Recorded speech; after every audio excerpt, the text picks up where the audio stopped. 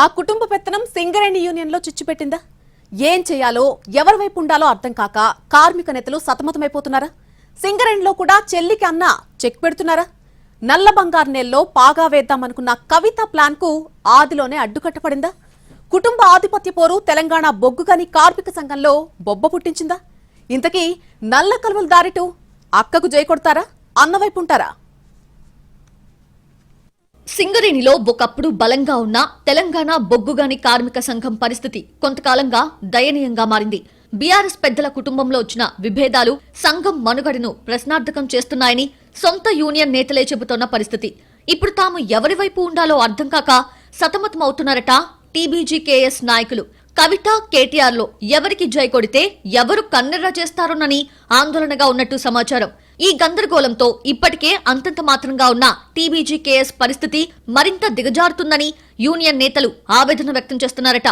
జాగృతి అధ్యక్షురాలిగా ఉన్న కవిత మంచిర్యాల జిల్లాతో పాటు సింగరేణి ప్రాంతాల్లో ఇటీవల పర్యటించారు. ఆ సమయంలో ఆమెను కలవాలా వద్దా అన్న మీమాంసలో ఉండిపోయారట యూనియన్ నాయకులు. అక్క మీద మరీ అభిమానమున్న కొందరైతే భయంగానే వెళ్లి రహస్యంగా కలిసొచ్చినట్టు సమాచారం. ఇక ఎందుకొచ్చిన గొడవ అనుకొని చాలా మంది కవితకు దూరంగానే ఉన్నారట.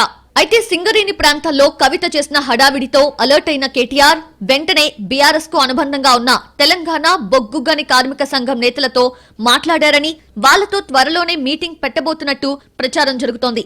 అతి త్వరలోనే యూనియన్ నేతల భేటీ ఉంటుందని చెప్పడం రాజకీయ ప్రాధాన్యత సంతరించుకుంది.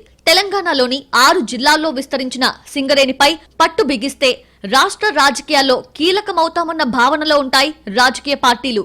అందుకే ఉద్యమం సమయంలోనే ఇక్కడ తెలంగాణ బొగ్గుగని కార్మిక సంఘం ఏర్పాటు చేశారు. అయితే ఆ యూనియన్ మొదలైనప్పటి నుంచి వర్గపోరు సాగుతూనే ఉంది. ఇప్పుడు కూడా పార్టీ పెద్దల మధ్య సయోధ్య లేని కారణంగా ఎటూ పాలుపోని స్థితిలో ఉన్నామంటున్నారు నాయకులు. ఇదే సమయంలో మరికొన్ని విశ్లేషణలు కూడా తెరమీదకొస్తున్నాయి.